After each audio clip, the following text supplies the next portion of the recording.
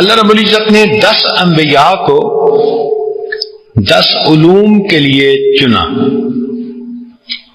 طلباء متوجہ ہوں. آدم علیہ السلام کو علم الاسماء عطا فرمایا. ادریس علیہ السلام کو علم قلم عطا فرمایا.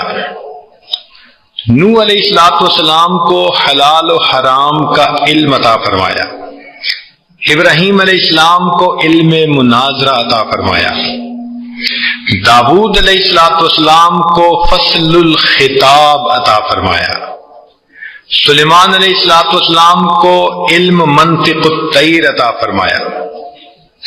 موسیٰ علیہ السلام کو علم مناجات عطا فرمایا. رب اشرح لی صدری. یوسف علیہ السلام کو تعبیر الرؤیا کا علم عطا فرمایا. اور عیسیٰ علیہ السلام کو علم حکمت عطا فرمایا. اور سیدنا رسول اللہ صلی اللہ علیہ وسلم کو اللہ نے علم الاولین والآخرین عطا فرمایا. وَعَلَّمَكَ مَا لَمْ تَكُنْ تَعْلَمْ وَكَانَ فَضْلُ اللَّهِ عَلَيْكَ عَظِيمًا. تو یہ اللہ رب العزت کا چناؤ ہے، جس کو چاہے عطا فرما دے. تو فرمایا وَكَذَلِكَ يَجْتَبِيكَ رَبُّكَ، اور اسی طرح تیرا رب تجھے چن لے گا.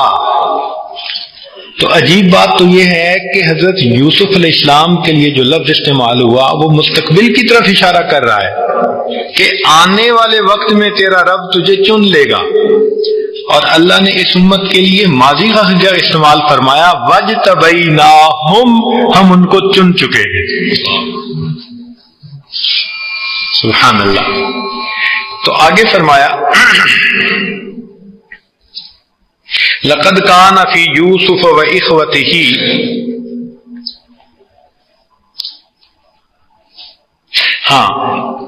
آگے فرمایا کما اتمها على ابويك من قبل ابراہیم و اسحاق، کہ جیسے اللہ نے اپنی نعمتوں کو پورا کیا تمہارے دادوں پر، باپ دادا پر، اسحاق اور ابراہیم علیہ السلام. باپ دادا اگر معزز ہوں تو یہ بھی عزت کی بات ہوتی ہے. چنانچہ نبی علیہ السلام نے غزوہ حنین میں کیا فرمایا تھا؟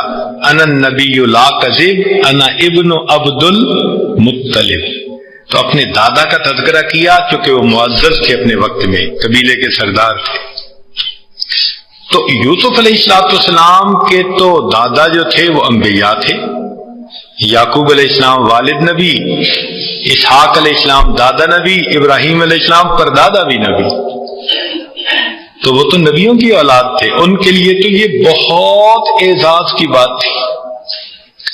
تو یہ گھرانہ ہی سارا کا سارا منور گھرانہ تھا. گھرانے کا ہر فرد منور تھا. ای خانہ ہم آفتاب است، کہتے ہیں کہ اس گھر کا ہر فرد تو سورج کی مانند ہے. تو یہ وہ گھر تھا. ایک اصول یاد رکھیں کہ بیت الطیب سے ہی ابن الطیب نکلا کرتا ہے. اصول عام طور پر یہی ہے اللہ رب العزت کا. چنانچہ ابراہیم علیہ السلام کے گھرانے سے اسماعیل علیہ السلام جیسے بیٹے پیدا ہوئے. پھر سیدنا علی رضی اللہ عنہ کے گھر سے سیدنا حسن اور حسین جیسے کریمین پیدا ہوئے. عبداللہ ابن مبارک رحمت اللہ علیہ کے ماں باپ دونوں بہت نیک تہجد گزار تھے. سیدنا امام ابو حنیفہ رحمۃ اللہ علیہ کے ماں اور باپ دونوں بہت زیادہ نیک، علم والے اور عمل والے لوگ تھے. تو جب ماں باپ نیک ہوتے ہیں تو عمومی طور پر اللہ اولاد کو بھی انہی کی صفات عطا فرماتے ہیں. تو ہم اگر چاہتے ہیں کہ ہماری اولادیں بھی نیک ہوں تو ہمیں نیک بننا پڑے گا. فقط تمنا رکھنا کہ میں تو جیسا ہوں ایسا ہی رہوں، اولاد نیک ہو جائے، یہ کمزور تمنا ہے. بہتر یہ ہے کہ انسان پہلے اپنے آپ کی اصلاح کی فکر کرے اور پھر اپنی اولاد کے نیک ہونے کی دعا مانگے، تو اللہ رب العزت ایسے بندے کی دعا کو رد نہیں فرماتے۔ آگے فرمایا لقد کان فی یوسف و اخوتہ آیات للسائلین، البتہ ہیں یوسف علیہ السلام اور ان کے بھائیوں کے واقعے میں نشانیاں پوچھنے والوں کے لیے۔ سائلین سائل کی جمع، پوچھنے والوں کے لیے نشانیاں ہیں۔ پوچھنے والے کون تھے؟ اصل میں تو یہود تھے، ظاہر میں مشرکین مکہ تھے، تو دونوں کے لیے نشانیاں تھیں۔ یہود کے لیے اس میں نشانیاں تھیں اور قریش کے لیے اس میں عبرت کی باتیں تھیں کہ دیکھو، جیسے یوسف علیہ السلام کے واقعے میں یوسف علیہ السلام گھر سے نکلے، ظاہر میں ان کو پریشانی ملی، مگر وہی پریشانی ان کے لیے عزت کا سبب بن گئی، اور آنے والے وقت میں میرے حبیب صلی اللہ علیہ وسلم بھی اپنے گھر سے نکلیں گے، ہجرت کرنی پڑے گی، ظاہر میں پریشانی ہوگی، مگر یہی پریشانی ان کے لیے عزتوں کا سبب بن جائے گی۔ تو مشرکین مکہ کے لیے بھی اس میں عبرت کی باتیں تھیں کہ دیکھو، اخوان یوسف نے بھائی کے ساتھ جو کیا تھا، ان کو ایک وقت آیا معافی مانگنی پڑی، اور قریش مکہ تم اگر ان کے ساتھ وہی کچھ کرو گے تو ایک وقت آئے گا کہ تمہیں بھی ان کے سامنے اسی طرح جھکنا پڑ جائے گا، اپنی غلطی کو تسلیم کرنا پڑ جائے گا۔ اذ قالوا لیوسف واخوہ احب الی ابینا منا ونحن عصبہ۔ یہاں ایک خاص بات دیکھیں کہ حضرت یعقوب علیہ السلام نے یوسف علیہ السلام کو خواب کی تعبیر نہیں بتائی کہ چاند کا یہ مطلب، سورج کا یہ مطلب، ستاروں کا یہ مطلب نہیں۔ تو معلوم ہوا کہ قرآن مجید کی تعلیم یہ ہے کہ کام سے کام رکھو، خواہ مخواہ کی تفصیلات میں جا کر اپنے وقت کو ضائع مت کرتے پھرو۔ کچھ لوگوں کو دیکھا، خواب دیکھ لیتے ہیں تو پھر ایک وقت میں 8-10 بندوں سے اس کی تعبیر پوچھتے ہیں اور پھر کمپیریزن کرتے پھر رہے ہوتے ہیں۔ قرآنی تعلیمات ایسی نہیں ہیں۔ آگے قرآن نے بات بتا دی، قصہ پوچھا تھا، اب آگے قصہ سنا دیا۔ کیا فرمایا؟ اذ قالوا لیوسف واخوہ احب الی ابینا منا ونحن عصبہ، جب کہنے لگے یوسف علیہ السلام اور ان کا بھائی زیادہ پیارا ہے ہمارے والد کو ہم سے، جبکہ ہم ہیں پورا گروپ۔ ان ابانا لفی ضلال مبین، ہمارے والد صاحب تو بہت بھول میں پڑے ہوئے ہیں۔ دلال سے مراد یہاں گمراہی نہیں، ورنہ تو کفر ہو جاتا۔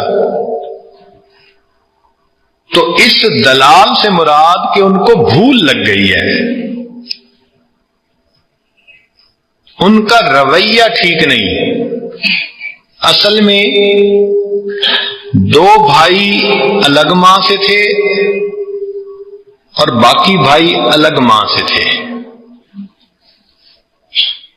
تو اس وجہ سے حضرت یعقوب علیہ السلام کو چھوٹوں سے محبت شفقت زیادہ تھی، پھر وہ ان کی صفات بھی بہت تھیں۔ اس رویے کی وجہ سے جو بڑے تھے وہ تنگ ہوتے تھے، دل میں تنگی محسوس کرتے تھے، اور کہتے تھے کہ جو محبت ان کو ملتی ہے اس سے زیادہ ہمیں ملنی چاہیے، اور ان کو اپنے زیادہ ہونے کا بڑا ناز تھا۔ نحن عصبہ، ہم بڑا گروہ ہیں، گروپ ہیں۔ یہ جو ہوتا ہے نا کسی سے محبت زیادہ، یہ عام طور پر اللہ کے ہاں امتحان کا سبب بن جاتی ہے۔ جس سے محبت زیادہ ہوگی خود بھی امتحان میں بندہ پڑے گا، اگلا بھی امتحان میں پڑے گا۔ آپ ذرا غور کریں کہ آدم علیہ السلام کو حابیل سے محبت تھی، قابیل نے اسے قتل کر دیا۔ یوسف علیہ السلام سے ان کے والد کو محبت تھی، بھائیوں نے انہیں کنویں میں ڈال دیا۔ نبی علیہ السلام کو سیدنا حسن حسین سے محبت تھی، پھر دیکھیے ان پر کیا آزمائشیں آئیں۔ کہتے ہیں کہ یوسف علیہ السلام سے کسی نے بڑی محبت کا اظہار کیا، آپ تو بڑے خوبصورت ہیں، بڑی صفات والے ہیں۔ تو یوسف علیہ السلام فرمانے لگے کہ میاں محبت کا اظہار مت کرو، ابو جی نے کیا تھا تو میں کنویں میں پڑ گیا تھا، اور زلیخا نے کیا تو جیل میں جا پڑا تھا، تم رہنے ہی دو۔ تو آج کے دور میں بھی کوئی زیادہ محبت کا اظہار کرے تو اسے روکو، اللہ کہ خاوند اور بیوی کا معاملہ ہو وہ تو الگ بات ہے، اس میں تو شریعت کہتی ہے کہ جتنا محبت کا اظہار ہو اتنا کم ہے، اس میں تو شریعت نے خود اجازت دی، حکم دیا، بلکہ خیرکم خیرکم لأہلہ۔ اس تعلق کے علاوہ محبت ہو بھی صحیح، اظہار نہ کرے۔ اظہار کرنا چاہیے اللہ تعالی کی محبت کا، وہ پسند کرتے ہیں کہ احب میں ہوں، اس لیے تو فرمایا ان کان آباؤکم و ابناؤکم و اخوانکم و ازواجکم و عشیرتکم و اموال اقترفتموها و تجارت تخشون کسادها و مساکن ترضونها احب الیکم من اللہ و رسولہ و جہاد فی سبیلہ فتربصوا۔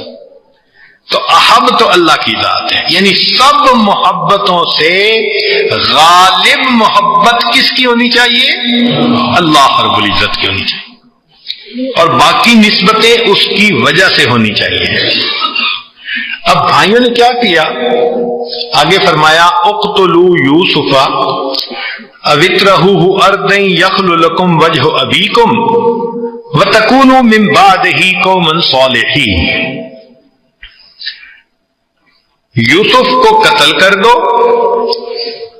اَوِطْرَحُوهُ أَرْضًا يَخْلُ لَكُمْ وَجْهُ أَبِيكُمْ، یا پھینک دو کسی جگہ میں کہ خاص ہو جائے تم پر توجہ تمہارے والد کی، وَتَكُونُوا مِن بَعْدِهِ قَوْمًا صَالِحِينَ، اور ہو جانا اس کے بعد تم نیک آدمی، یعنی یہ کام تم کر لو اس کے بعد نیک ہو جانا۔ اب یہاں دو باتیں قابل غور ہیں کہ بھائیوں نے فیصلہ کیا کہ یوسف کو قتل کر دیں۔ واقعی حسد ایسی بیماری ہے کہ انسان دوسرے کا وجود برداشت نہیں کر سکتا، اس کا جی چاہتا ہے کہ یہ روئے زمین کی بجائے زیر زمین چلا جائے۔ تو حاسد دوسرے کو قتل کرنے کے ہی درپے ہوتا ہے۔ ذرا غور کیجئے، نوح علیہ السلام کو قوم کے سرداروں نے کیا کہا تھا؟ ہم تمہیں پتھر اتنے ماریں گے کہ تمہیں مار ڈالیں گے۔ ابراہیم علیہ السلام کو قوم نے کیا کہا؟ قالوا حرقوہ، آگ میں جلا دو۔ موسیٰ علیہ السلام کو فرعون نے کیا کہا تھا؟ ان الملأ یأتمرون بک لیقتلوک، قتل کی دھمکی دی تھی جو اسمبلی کے ممبر تھے۔ حضرت عیسیٰ علیہ السلام کو یہود نے یہی کچھ کیا، اپنی طرف سے کوشش کی۔ اللہ فرماتے ہیں وما قتلوہ وما صلبوہ ولکن شبہ لہم بل رفعہ اللہ الیہ۔ اور نبی علیہ السلام کے ساتھ بھی یہی ہوا، وَإِذْ يَمْكُرُ بِكَ الَّذِينَ كَفَرُوا لِيُثْبِتُوكَ أَوْ يُخْرِجُوكَ أَوْ يَقْتُلُوكَ۔ دیکھا، یا حبس بےجا میں رکھیں، یا دیس نکالا دے دیں، یا پھر ہمیشہ کے لیے ان کو شہید کر کے جان چھڑائیں۔ یہ کافروں نے پلان کیا تھا۔ تو معلوم ہوا کہ حاسد ہمیشہ محسود کو قتل کرنے کے درپے ہوتا ہے، اس لیے یہ ایسی نظروں سے دیکھتا ہے کہ جیسے نظروں سے اگر گرا سکتا ہو تو گرا کے دکھا دے.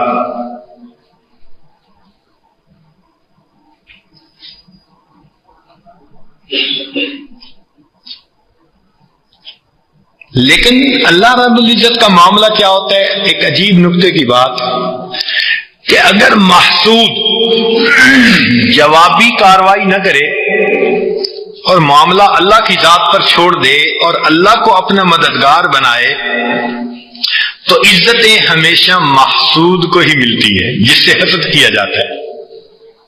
ذرا غور کیجئے، نوح علیہ السلام نجی اللہ بن گئے، ابراہیم علیہ السلام خلیل اللہ بن گئے، موسیٰ علیہ السلام کلیم اللہ بن گئے، اور عیسیٰ علیہ السلام روح اللہ بن گئے، اور نبی علیہ السلام محمد الرسول اللہ بن گئے. تو حسد کرنے والے اپنی آگ میں خود جلتے رہے. اللہ نے ان حضرات کو جن کو صفات آوازہ تھا ان کو اپنی رحمت سے اللہ نے اتنا بلند مقام عطا فرما دیا. تو اگر کوئی بندہ کسی سے حسد کرے بھی صحیح، تو جس سے حسد کیا جائے اس کو چاہیے کہ وہ صبر کرے، معاملہ اللہ پہ چھوڑے، اللہ کو اپنا وکیل بنائے. اللہ اس حاسد کو اس کی آگ میں بھی جلائیں گے اور اس بندے کو اللہ عزتوں سے بھی نوازیں گے.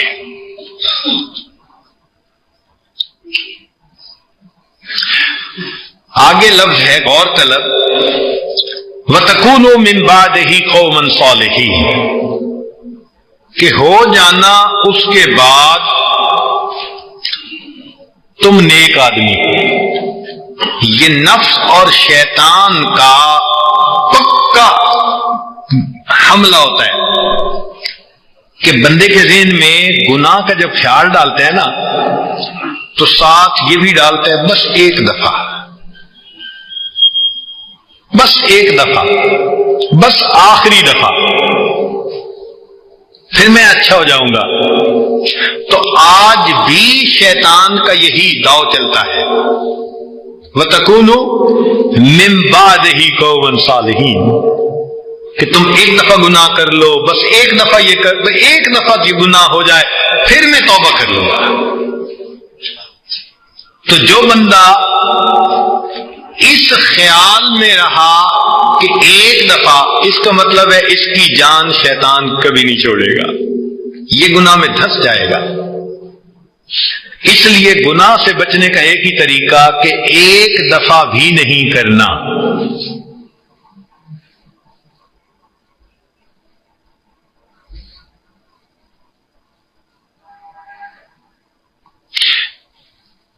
بعد میں توبہ کر لیں گے، یہ توبہ فاسدہ ہوا کرتی ہے. رند کے رند رہے، ہاتھ سے جنت نہ گئی. تو شیطان ملمہ کاری کرتا ہے، گناہوں کو مزین کر کے پیش کر دیتا ہے اور کہتے ہیں بس ایک دفعہ پھر ٹھیک ہے.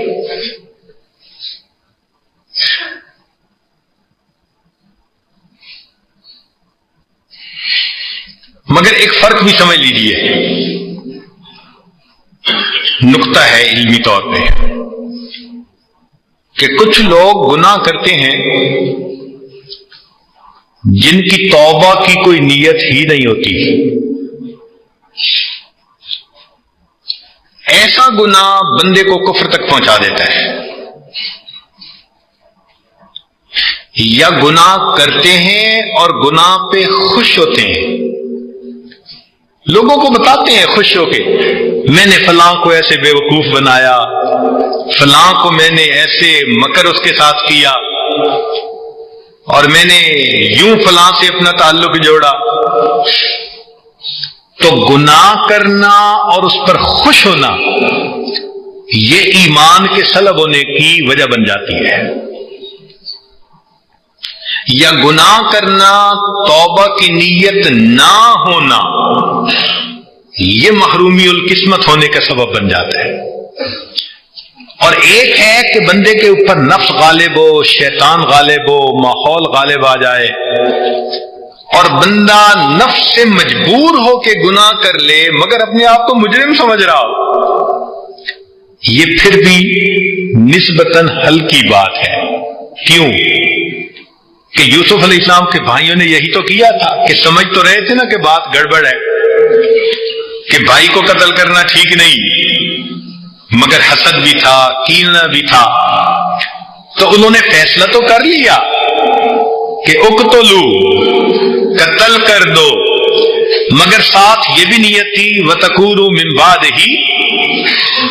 تو نیت کی برکت دیکھ لیجئے کہ بعد میں ایک وقت آیا کہ جب انہوں نے یوسف علیہ السلام کے سامنے اپنے گناہ کا اقرار کیا اور معافی مانگی، اور یوسف علیہ السلام نے ان کو معاف کر دیا، اور اللہ رب العزت نے بھائیوں کو بھی نبوت عطا فرمائی.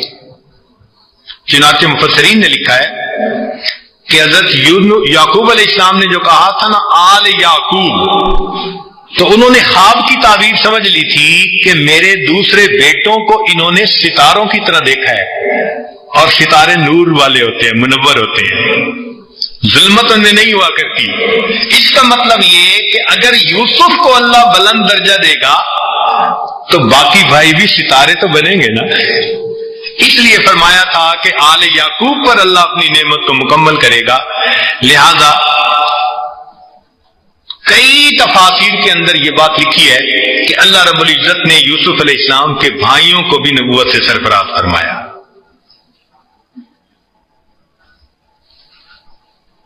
آگے فرمایا قال قائل منہم لا تقتلوا یوسف، بولا ایک بولنے والا ان میں سے کہ مت قتل کرو یوسف علیہ السلام کو، وَأَلْقُوهُ فِي غَيَابَةِ الْجُبِّ، اور ڈال دو اس کو کسی اندھے کنویں میں، گمنام کنویں میں. يَلْتَقِطْهُ بَعْضُ السَّيَّارَةِ، اٹھا لے جائیں گے اس کو کوئی قافلے والے مسافر. ان کنتم فاعلین، اگر تم نے کچھ کر ہی گزرنا ہے. بھائی قتل نہ کرو، کہیں پھینک دو، کوئی لے جائے گا تو تمہاری نگاہوں سے تو دور ہو جائے گا نا. تمہارا مطلب تو پورا ہو گیا کہ اب والد صاحب کے سامنے وہ نہیں ہوگا، تم ہوگے، اور ساری محبتیں تم انجوائے کرو گے. چنانچہ بھائیوں نے ایسا ہی کیا، اور پلان کر کے وہ اپنے والد کے پاس آئے اور یہ کہنے لگے قالوا یا ابانا ما لک لا تأمنا علی یوسف وانا لہ لناصحون.